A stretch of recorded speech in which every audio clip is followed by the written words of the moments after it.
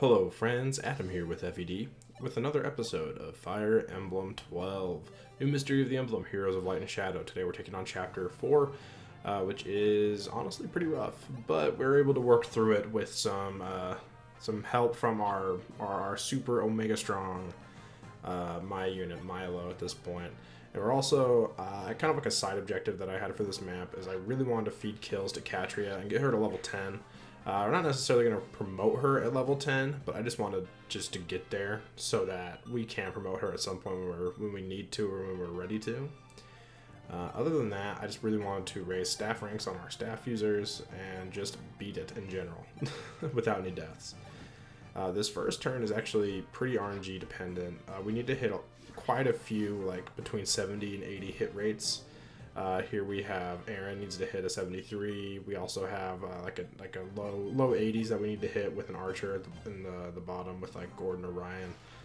And then Paola has to hit two I think it's like 78s or 79s. We'll see it in a second. But it's pretty RNG dependent. It's 285. It's not that bad, but still, I had to reset a couple times just because of some unfortunate misses.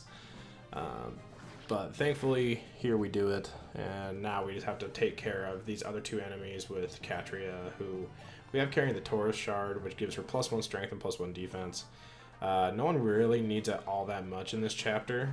Katria really only makes use of it for like one or two enemies, because they, and really, if we get lucky with RNG rolls of enemy stats, we don't even need it at all.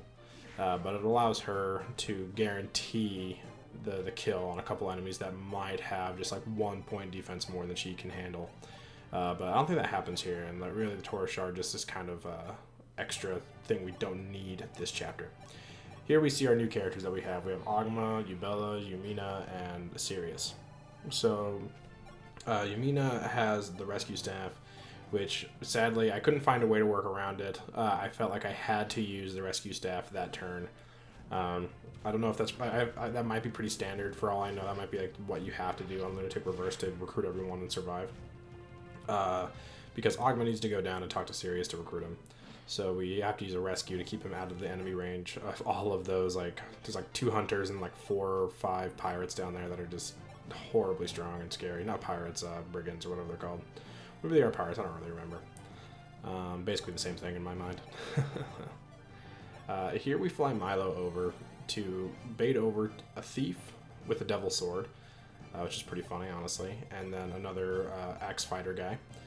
And that's important just because our goal is to keep the top group, the 4 new units, from being swarmed by the enemies, because they will start moving on a turn. It's either turn 3 or turn 4 of enemy phase. They just start moving regardless of whether or not you're in range. And the easiest way to take care of that and to keep the people up north safe is to kite the enemies over towards our main group. And we're going to accomplish that with our flyers. Mainly Aaron, by placing him in a place that is essentially the enemies want to go after the closest player unit, and we're going to be moving all 4 of these northern units all the way to this top corner to be as far away as possible from them, so that they aggro towards our stronger army. Here we give Agma a kill. I'm not really sure how Agma's going to be in this game. I feel like on like easier modes in Shadow Dragon he's like okay, but then once you get into like the harder difficulties he's pretty bad. So whatever. Here we have to use a steel axe to guarantee the kill on the thief that's attacking. With an iron axe we do 1 less damage. With a steel axe it's fine. I just don't like the 67 hit. But funny enough, the devil sword activates and the thief hurts himself. So I'm not sure the exact percentage chances in this game. In other games in the series, devil weapons have a 23% minus your luck percent chance of damaging the user, essentially, rather than damaging the person they're attacking. So that guy ended up damaging himself, which is pretty funny. Alright, so here we're placing Aaron. And I actually try a new placement that I've never done before, which is kind of bad. Because it changed my strategy and really messed with what I was doing. I mean, so we had to really mess around with our unit placement, and maybe made it take a little bit longer than it could have if I would have just done it the way I usually do. So I usually would have put Aaron like 1 spot lower, like 1 or 2 spots lower, and it lures most of the enemies towards our main army, but sends would have sent like 2 or 3 pirates north. And that would have been nice because they can handle those 2 or 3, but also we just have to fly Milo up there to help them if we need to. We're also covering up those forts down by the starting area. They give 2, I think it's 2 pirates and a hunter between turns like 2 and 4 or something like that. So we just need to cover those up for a few turns to just not get swarmed by some scary strong enemy phase reinforcements, because those are the best, right? They're the ones that get to act right away. So as you can see, instead of going north like a lot of these enemies would have, they're basically all coming towards us now, which again is a little unfortunate. I would have preferred a few going north, but we'll make it work. We're getting our healers over here because no matter what, you take damage pretty much. So having just healers around is really, really nice. So here I'm just like, again, I wasn't expecting all 5 pirates to come this way and both hunters. So now I'm just doing math and seeing how we're gonna figure this out. And it really comes down to where can we place Milo to be in range of enough enemies that he can like handle but not get overwhelmed. And here, I think is it here? No, I think it's the next turn that I actually have to rely on some enemy AI manipulation to survive. And there's more reinforcements. Great. So Milo can take on 2 pirates in 1 turn, and he's always going to 1-round them, like regardless of what weapon we give him at this point, because his strength is so high. So even if we gave him like an Iron Lance, he probably still would 1-round. It'd be closer, but I think he still would. So he's able to take on 2, but he can't take on 3, and he definitely can't take on like a hunter. And I think at full HP, I believe he can take on a hunter and a pirate with like 1 HP to spare, and I think we see that in a minute, which is pretty. It's like it was honestly really lucky. I mean, I think the hunter or the pirate could have rolled higher stats and jacked us up, but I'd rather be lucky than good, right? So. Or as some will say, luck is a skill that can be trained. So I'm just raising my luck, like the units in the game. So again, I have to do a bunch of math because this is just not what I expected. But I also didn't want to reset because I was tired of resetting. So I did do some space counting and make this work. I can't remember exactly how I do here.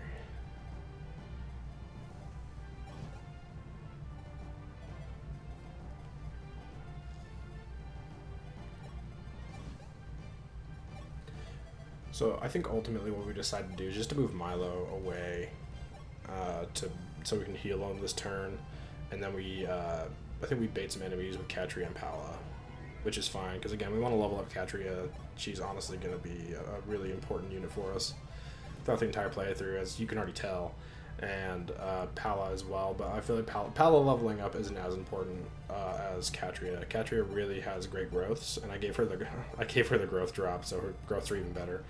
So every level up for her gives her some really important stats, and strength and defense and speed. Not guaranteed, but she has a really good chance of getting those stats. So I'm feeding her as much as possible. All right, this turn is where it got really hairy. So we have 5 enemy units, and really what it comes down to is I can only combine to kill 4 of them with the units that I have in range. So here I'm kind of flying by the seat of my pants. This wasn't the strategy initially, but we're going to see what we can do to make it work. I should have saved there with Sirius. I wish I would have, but I didn't because I'm dumb. But it's okay. We'll figure it out, right? So we need to take down... So it comes down to like the video I made, was it yesterday or 2 days ago? Video I made 2 days ago about not necessarily having to kill every enemy on player phase to make your enemy phase safe, but you need to be able to put your players' units and enemies in status or in a position that keep you safe. So we're not necessarily gonna have to kill all 5 of these enemies right here, but we need to end in a way that makes it so they can't harm our units who can't handle it. And most of our units can't. Most of our units will just die in 1 round of combat with any of these guys, and then our units that are actually pretty good can't handle more than 1 round of combat. So they can fight 1, but they can't fight another. And Milo's the only person that we have that can take 2 rounds of combat but die on the 3rd. So he is kind of our crutch that way. So, again, lots of math. But what we end up deciding to do is lock one of the hunters in place. So, the fun thing to do with archers is enemy archers is just surround them at one range, and then they literally can't do anything. They can't move and they can't attack unless there's someone unless there's someone at their 2 range already from that spot. Level up for Pala, which we get some strength, which is great. I would love to get defense on her as well, but strength is good. And again, doing math, seeing who we can combine to get kills. I would like to give one to Marth, but we can't. Here. And actually, we need to rely on some enemy manipulation right here, which is pretty... it ends up working really well in our favor. I guess you could say I got kind of lucky, but I also like to think that it was pretty sick on my part to think of it and do it in the first place. So Milo, luckily, can take one of these pirates and one of these hunters on right now and survive with 1 HP. Literally 1 HP. So it works out perfectly for what we need at this moment. And I was just like, no way. Like, this is insane. So he's going to survive with 1 HP. But the thing is, we don't have the firepower to kill this... We don't have the firepower to kill this guy here. So we get in a bit of a pickle. So we had to figure out how do we handle this. And I was thinking, can a Marth kill him? But the thing is, on the reverse, if it weren't Lunatic reverse, this would work. We could kill this guy with Marth, combining with Linda and Aaron. But we can't do that. He would die. So we need to heal him so he doesn't die on enemy phase. Now that guy's locked in place, and now we just need to move Aaron to lock that guy in place. And this gets us to an interesting crossroads here, where if the hunter moves first and attacks Milo, we lose, because then the pirate will attack and we're done. But if the pirate, the pirate attacks first, he'll attack Marth because he has lower defense, and they go after the person they can deal more damage to. They'll go after the pirate, so the pirate will go after Marth, and then the hunter can attack Marth and only can attack Milo.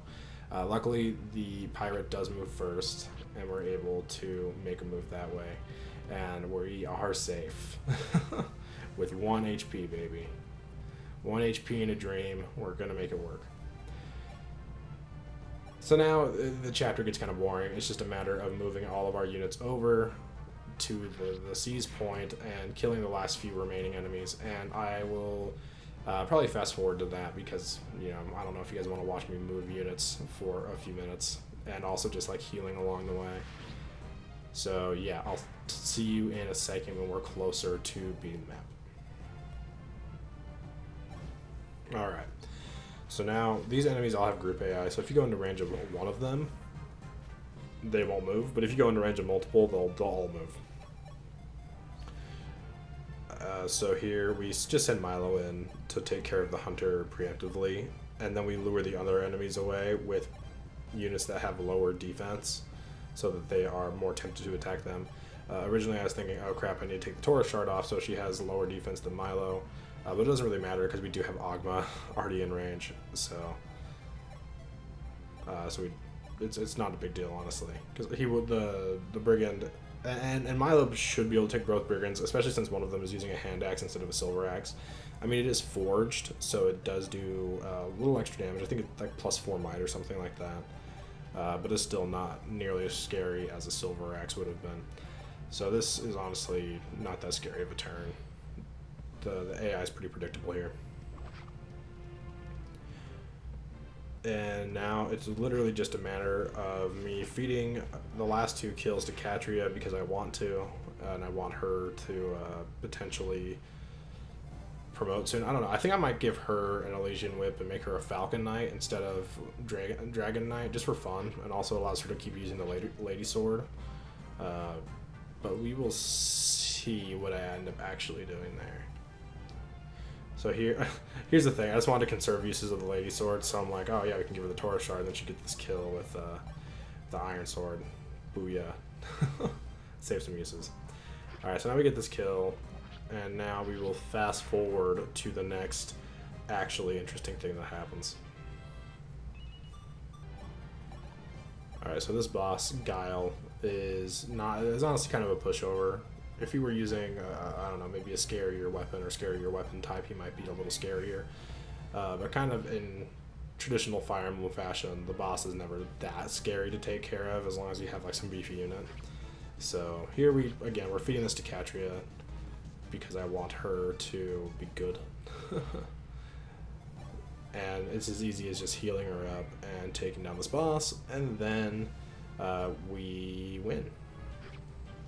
And if she would have missed here, it would have been fine. We have plenty of units around to help take him down if we need to. So she gets a good amount of experience. We get some free money. I guess not free. And we almost win the map. But we take this opportunity to raise staff rank because, yeah, why not? Militia is really good, close to B rank, and Rice, whatever you say his name, really close to C rank. He needs like one more heal to get C rank, so we just are gonna make that happen. Honestly, I don't know enough about the game to say like I want to do for this staff at this point in the game, but I mean it seems nice. And also, who knows, they might be useful. Like, and Yumina gets a level up here, might be useful for some chip damage later on once they promote, or if I need to change them to like a mage or something. Alright, well that'll do it for chapter 4. I really like that. It was honestly a really fun chapter to plan. So thanks for watching. Make sure to subscribe for more and tune into tonight's live stream. See you guys.